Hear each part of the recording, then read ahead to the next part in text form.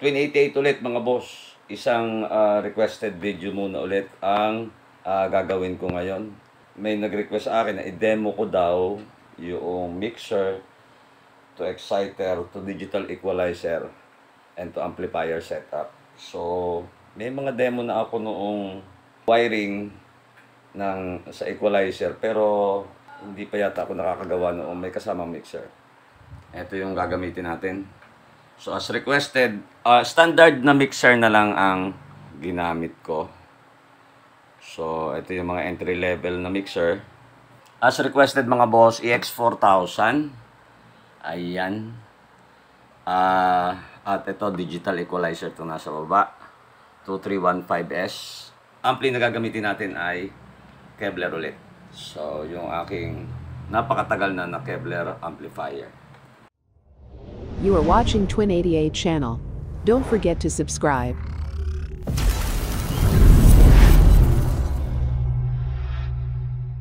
So ang gagamitin natin cable ay ito. Set na tayo. From mixer. So depende 'yon sa depende 'yon sa connector ng inyong mixer. So dito sa akin PL yung output. So kailangan kong cable ay PL to XLR. XLR na male, no? Yun yung gagamitin natin from output ng mixer papunta dito sa exciter. Tapos yung from exciter papunta dito sa digital equalizer. Ito naman yung kailangan nating cable. XLR to XLR, kabilang dulo male, kabilang dulo female. So yung second cable. So, depende yun mga boss, doon sa inyong amplifier na gagamitin itong susunod na kable. Output ng ating digital equalizer ay female na XLR. And since ang input terminal ng aking Kevlar ay RCA, kaya ang kabilang dulo, RCA. So, depende na yon sa gamit ninyo. Kung power amp ang inyong gamit, malamang XLR din yung kabilang dulo.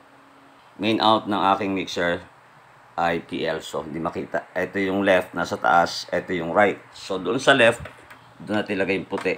Nilagyan ko kasi ito ng mark na para hindi ako nalilito. And then, doon sa right, lagay naman natin yung red. Galing dyan, ito yung kabilang dulo nyan. So, yung red, yun yung right channel. Itong walang mark or green, ito yung first channel natin o yung channel A dito sa ating exciter. So inuuna ko mga boss itong crossover exciter.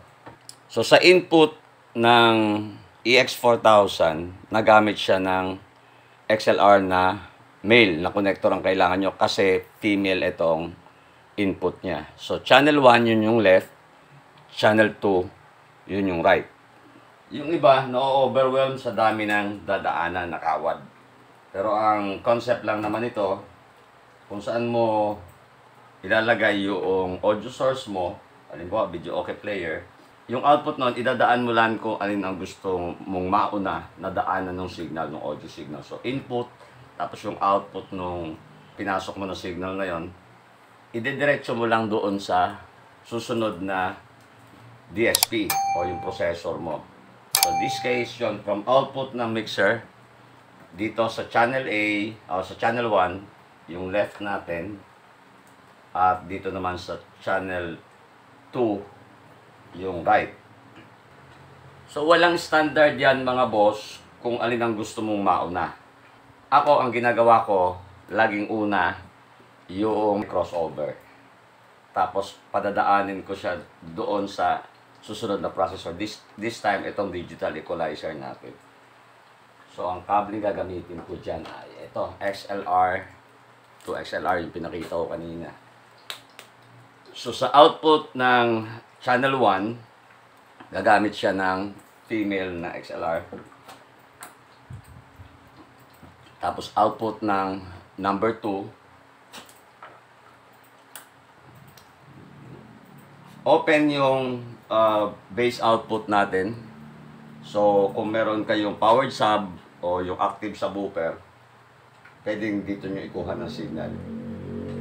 So, galing nga dito sa out ng channel 1 natin, ipapasok naman natin yan sa input ng ating channel 1. Ito yung input ng channel 1.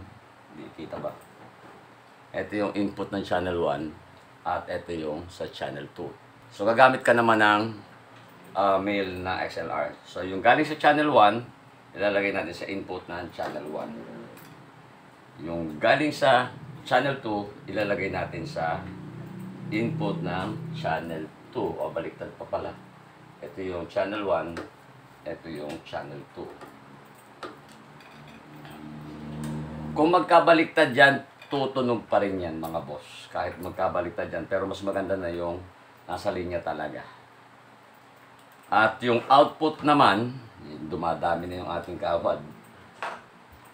Yung output naman itong digital equalizer, yung channel 1, output ng channel 1, gagamit ng female na XLR. Ganun din ang output ng channel 2. So dito may mark na kulay na puti at saka red. So yung puti sa left o yung sa channel 1 natin at yung pula ay sa right.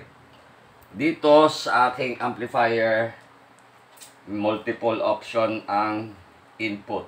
Ito, 3. Bukod pa yung Bluetooth.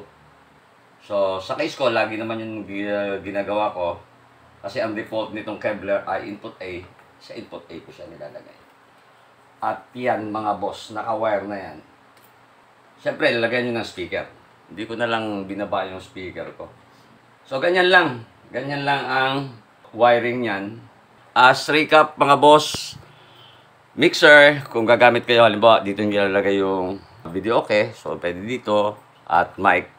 So, yung output niya ng importante, yung main out, left channel, tsaka itong right channel, pupunta dito sa EX4000. Channel 1 at channel 2. So, sa input ng EX4000. Itong output naman, dadalhin natin doon sa equalizer. No? Sa input nung equalizer dito. No? Channel 1, channel 2. At yung output naman, itong dalawa na ito, ang pupunta dito sa input ng amplifier. So, depende na yan sa inyong amplifier kung ano ang input marks. So, basta yun, galing dito sa EQ, pupunta sa amplifier. Sa input na gagamitin nyo doon sa amplifier. At depende rin nga kung anong connector ang gagamitin. Depende sa amplifier. So, hanggang dito na lang muna. At abangan nyo yung susunod nating video. May parating tayo na another electronic device. Laruan. Most probably, ang next upload ko ay mini video okay. Abangan nyo na lang at thank you po doon sa mga bago nating subscriber. Siyempre, sa lahat ng subscriber.